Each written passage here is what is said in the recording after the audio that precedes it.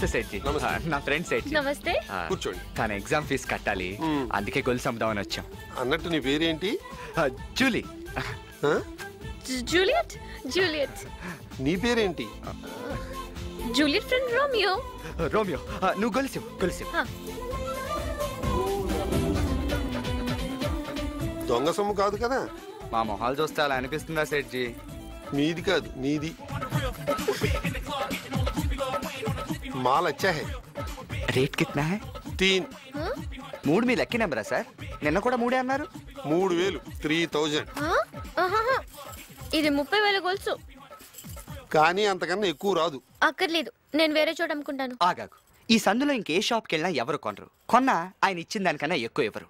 నీ కర్మగాలి మధ్యలో గాని పోలీసులు పట్టుకున్నారనుకో, కొనదా కొట్టేసిందా అని అడుగుతారు. నువ్వు నాదే అంటావు, వాళ్ళు ప్రూఫ్ ఏది అంటారు. నువ్వు చూపించలేవు. ప్రూఫ్ చూపించి తీసుకెళ్ళమని వాళ్ళు గొలుసు తీసుకెళ్ళిపోతారు. అప్పుడు గొలుసు ఉండదు, డబ్బులు ఉండవు. కాబట్టి కామ్ గా గొలుసు ఆయనకి ఇచ్చేసి ఆయన ఇచ్చింది పుచ్చుకో. అంతే కదా సెడ్జీ? కరెక్ట్ గా చెప్పావు. నాకే అక్కర్లేదు, వెళ్దాం. ఈ ఒక్కసారికి నా మాటను. నువ్వు అక్కడికి వెళ్ళి ఇక్కడికి వచ్చే లోపు బంగారం రేటు 1000 రూపాయలు పడిపోతుంది. ఏమంటారు సెడ్జీ? చెప్పలేం, కానీ నాకు ఇష్టం లేదు. నువ్వు ఆగు, మీరు ఇంకో మాట చెప్పండి సెడ్జీ. 5000 ఇస్తానయ్యా, అదే లాస్ట్. మీరు డబ్బులు ఇవ్వండి, నువ్వు గొలుసు ఇవ్వు. పర్లేదు ఇవ్వు.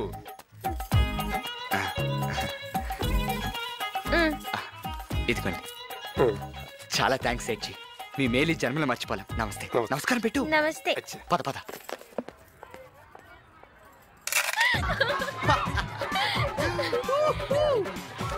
నాకు డౌట్. ఏంటి?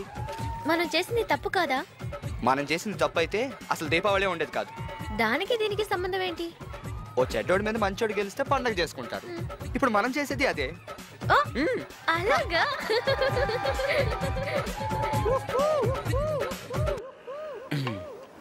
మధ్యలో ఎంత టెన్షన్ పడ్డాను తెలుసా? నువ్వు ఎక్కడ డూప్లికేట్ బదులు ఒరిజినల్ ఇచ్చేస్తావేమోనని. అయినా ఎందుకంత లేట్ చేసావు? లేట్ ఎక్కడ చేశాను? ఆయన అడిగిన వెంటనే తీసి ఒరిజినల్ గొలుసు ఇచ్చాను. టెస్ట్ చేయగానే తీసి మెళ్ళ వేసుకున్నాను. నేననేది రెండోసారి తీసినప్పుడు. ఓహో, రెండోసారా? ఒరిజినల్ కిందకి జరిపేసి డూప్లికేట్ జాగ్రత్తగా తీస్తుంటే కొంచెం జడ పట్టేసింది. ఎనీవే, నాకెంత బాధగా ఉంది తెలుసా? దేనికి? నువ్వు ఇంకొంచెం బాగా యాక్ట్ చేస్తుంటే కనీసం 10,000 బాధేసేవాళ్ళం కదా.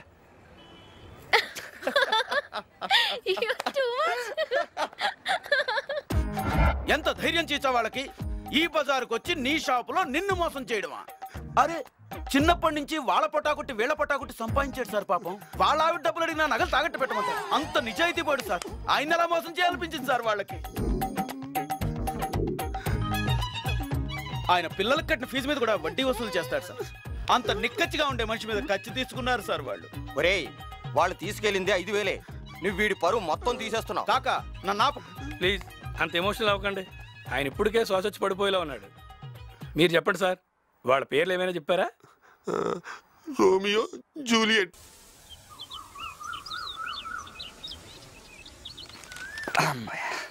ఇదిగో తిను.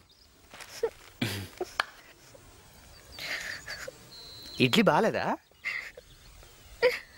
అమ్మ కావాలి. వాళ్ళు అమ్మరు. సారీ సారీ, ఊరికే జోక్గా అన్నది. తిన్నాకేడు అంటే తింటే ఏడ్డానికి బలం వస్తుంది కదా. నువ్వెప్పుడు ఇంతే.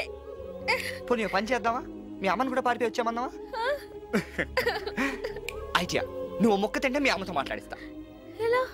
తిను చెప్తాను. ఏం లేదు, పక్కనే ఎస్టీడీ పోతుంది. అవును, మీ ఇంట్లో ఫోన్ ఉందా?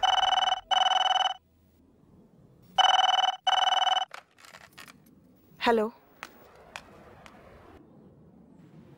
హలో, జ్యోతి. జ్యోతి, మమ్మీ. ఏంటి ఎలా చేసావు? ఎక్కడున్నావే? ఎలా ఉన్నావు? ఏమేం తిన్నావా? పాప నాన్నగారిని కోసం బెంగ పెట్టుకున్నారే. పేపర్లు వేద్దామంటే పరువు పోతుందని అత్తయ్య గారు వద్దన్నారు. ఒక్క నిమిషం. అమ్మ జ్యోతి, ఎక్కడున్నావురా? తెలీదన్నా. తల్లి, నీకు ఇష్టం లేకుండా ఏం జరగదురా. వెంటనే ఇంటికి వచ్చేయమ్మా ప్లీజ్. నా మాట విను తల్లి, ప్లీజ్. ఎవరు అదేనా? అవునమ్మా, ఇదిగో నాన్నమ్మ మాట్లాడుతుందిట. దాన్ని వచ్చేయమని చెప్పమ్మా.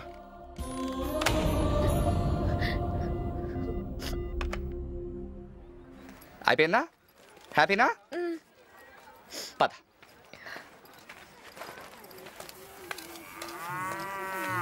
నువ్వు మాట్లాడవా? మాట్లాడను. ఏ? మాట్లాడి అమ్మ నేర్పించడం నాకు ఇష్టం లేదు. నాన్నగారితో మాట్లాడలేను, ఎందుకంటే నేనంటే ఆయనకి ఇష్టం లేదు.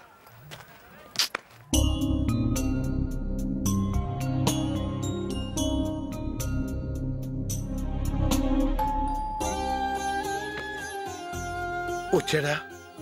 పాల్గొడండి.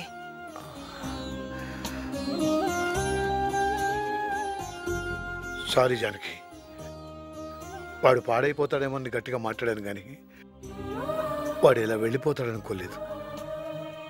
నువ్వెంత బాధపడుతున్నావో నాకు తెలుసు. వాడికన్నా మీ గురించి ఎక్కువ బాధపడుతున్నానండి.